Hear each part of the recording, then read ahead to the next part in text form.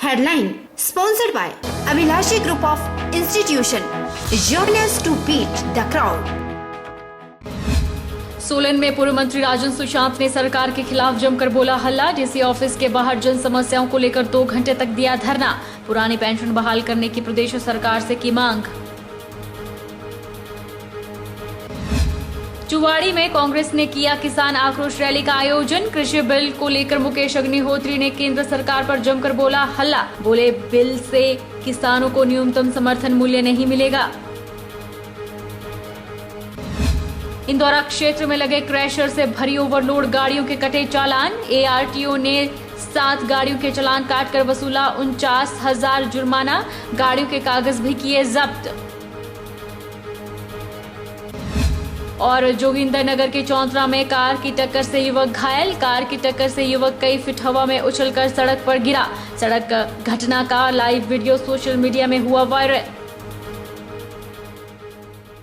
नमस्कार, आप देख रहे हैं एचपी 24x7। मैं हूं जनीशा चौहान। पूर्व मंत्री राजन सुशांत ने सोलन उपायुक्त कार्यालय के बाहर जन समस्याओं को लेकर 2 घंटे का धरना दिया। राजन सुशांत कोरोना के नियमों का पालन करते हुए नियमबद्ध तरीके से उपायुक्त कार्यालय के बाहर सोशल डिस्टेंसिंग बनाते हुए बैठे। धरने के दौरान पुरानी पेंशन योजना, करुणा मूल्य आधार पर भर्ती सहित कई अन्य मुद्दों को लेकर आए लोगों ने अपने विचार रखे। पूर्व मंत्री राजन सुशांत ने संवाददाताओं से बात करते हुए केंद्र और राज्य सरकार की कार्यप्रणाली पर तीखी टिप्पणियां की और प्रदेश सरकार से पुरानी पेंशन बहाल करने की मांग की। इसके अलावा उन्होंने कहा कि प्रदेश के लाखों बेरोजगारों को रोजगार दिया जाए। राजन सुशांत ने कहा कि प्रदेश सरकार हर मोर्चे पर असफल रही है। अगर मुख्यमंत्री छोटे विषयों को सुलझाने में असमर्थ हैं तो उन्हें मुख्यमंत्री पद से इस्तीफा दे देना चाहिए। उन्होंने कहा कि विधायकों और मंत्रियों की पेंशन बंद की जानी चाहिए, लेकिन 30 से 40 साल नौकरी करने वालों को समुचित पेंशन दी जानी चाहिए। राजन सुशांत ने कहा कि सत्ता में आने पर बिना कर्ज लिए वे पुरानी पेंशन 24 घंटे में बहाल कर देंगे।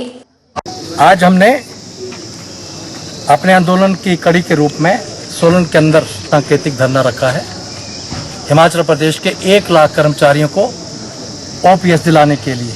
जयराम जी, अगर आपको मालूम नहीं है, आपका विजन नहीं है, आपके ब्यूरोक्रेट का विजन नहीं है, तो एक मेहरबानी कर दीजिए, राज्यपाल महोदय के पास जाइए और एक लाइन लिख के दे दीजिए कि गलती से जनता ने हम पर भरोसा कर लिया और हमारे पास विजन की कमी है, हम ये पूरा नहीं कर सकते हैं और हम त्याग पत्र दे रहे हैं। और मैं वायदा करता हूं, मेरे पास विजन है, मेरी टीम के पास विजन है। बिना कर्जा लिए मैं जिम्मेवारी से बोल रहा हूं, अपने इन कर्मचारियों के लिए ओल्ड पेंशन स्कीम लागू करने की नोटिफिकेशन 24 घंटे में मैं लागू कर सकता हूं। मैं कॉन्फिडेंस के साथ बोल रहा हूं। 55,000 करोड़ रुपए का कर्जा आपने ले लिया है बेशर्मी के साथ। 500 करोड़ रुपए आपने पिछले हफ्ते लिया है। किसने लिया है? कल्याण के लिए लिया है, कर्जा लौटाने के लिए, कर्जे का ब्याज लौटाने के लिए। तहसील मुख्यालय चुवाड़ी में कांग्रेस ने किसान आक्रोश रैली का आयोजन किया, जिसकी अगुवाई नेता प्रतिपक्ष मुकेश अग्निहोत्री ने की। मुकेश अग्निहोत्री ने कहा कि रैली का मुख्य उद्देश्य केंद्र सरकार द्वारा किसान विरोधी बिल जो पेश किया है, जिससे समूचे देश का किसान परेशान है, यह बिल पूंजीपतियों को फायदा पहुंचाने के लिए है। मुकेश अग्निहोत्री ने सरकार पर आरोप लगाते हुए कहा कि कृषि बिल बिल्कुल किसान विरोधी है। इस बिल से किसानों को न्यूनतम समर्थन मूल्य और फसल का उचित मूल्य नहीं मिलेगा, जिस कारण आने वाले समय में किसानों को अपनी जमीनें अंबानी और अडानी को बेचनी पड़ेंगी। मुकेश अग्निहोत्री ने हाथरस में हुए कांड पर भी दुख प्रकट किया और भाजपा सरकार पर आरोप लगाया कि उत्तर प्रदेश में कानून व्यवस्था का बुरा हाल है।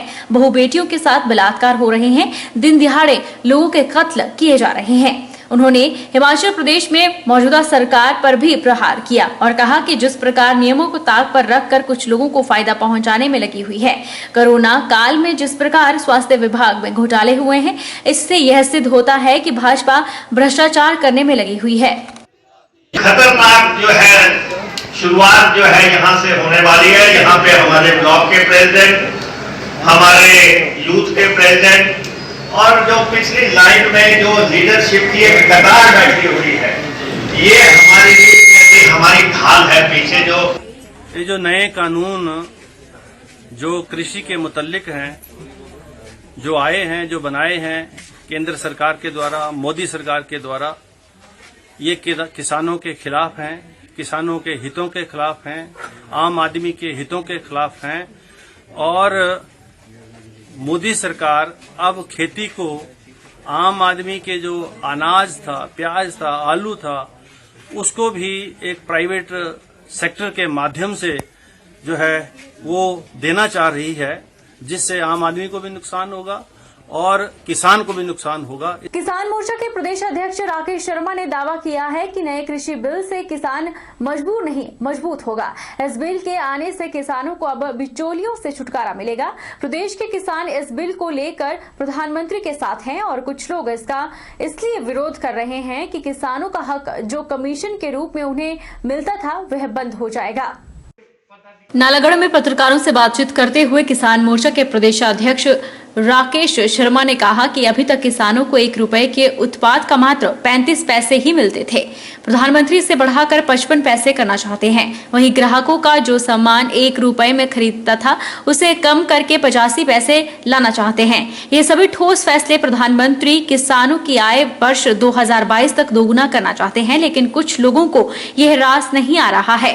उन्होंने कहा कि विपक्षी पार्टी के पूर्व प्रधानमंत्री ने खुद यह माना था कि किसानों को उनके उत्पाद का 16 पैसे ही 1 रुपए में से मिलता है, शेष 84 पैसे बिचौलिया खा जाते हैं। अब जो यह 84 पैसे का मामला है उसे लेकर कुछ लोग हल्ला बोल रहे हैं।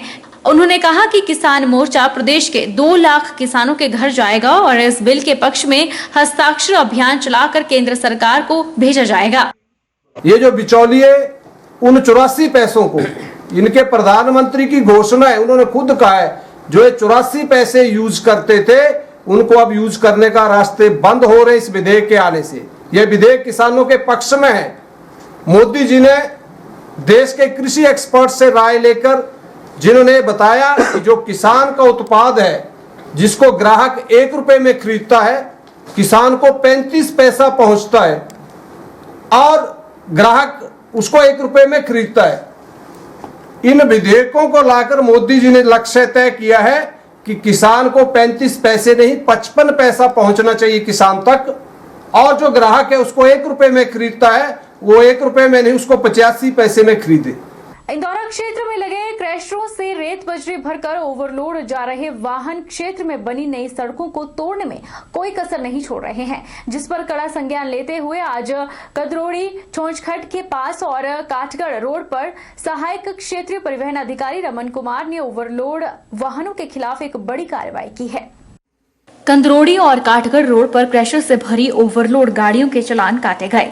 ARTO रमन कुमार ने बताया कि आज कुल 7 गाड़ियों के चालान काटकर मौके पर 49,000 रुपए का जुर्माना वसूला गया। उन्होंने बताया कि 5 ट्रकों के ओवरलोड के चालान काटे गए, एक टैक्सी परमिट जीप का चालान काटा गया और एक ड्राइवर गाड़ी छोड़कर भाग गया जिसके कागज जब्त कर लिए गए हैं। रमन कुमार ने बताया कि जो भी ओवरलोड भारी भरकम वाहन लेकर जाएगा और जिसके पास गाड़ी के कागजात पूरे नहीं होंगे उन पर कानूनी कार्यवाही होगी। 5 गाड़ियों पे चालान किए और 19,000 रुपये जो हमने फाइन किया। ये जो गाड़ियों के चालान काटे ओवरलोड ट्रकों के थे सर? 2 ओवरलोड ट्रकों के हैं।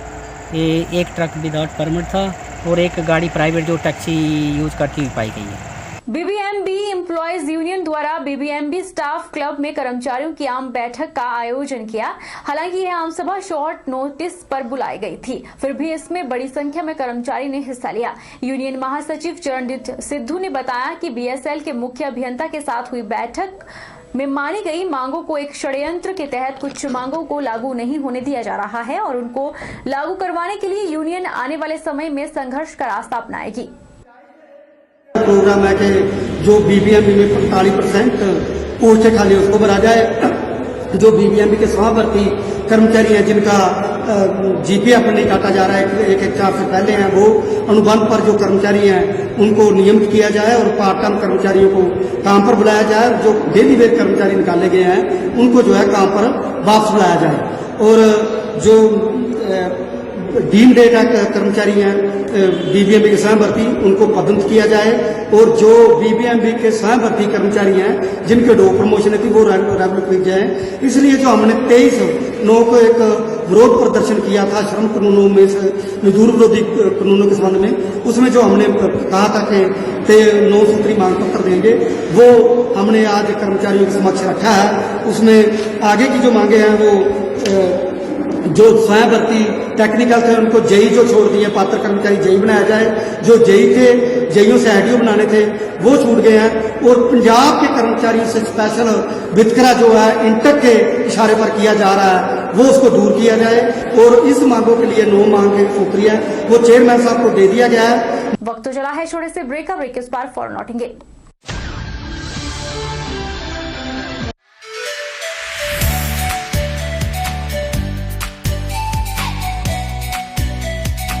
Abhilashi Group of Institution, where you can get admission in 2020 and 21 for BTech in Civil, Mechanical, Electrical and Computer Science Engineering, Diploma in Civil, Mechanical and Electrical Engineering, B Pharmacy, B.Ed, D.Led, MSc, Physics, Chemistry, Botany, A&M, GNM, BSc Nursing and Post Basic BSc Nursing courses. For detailed inquiry, please contact Abhilashi Group of Institutions near Chowk, Tehsil Bandh, District Mandi, Himachal Pradesh.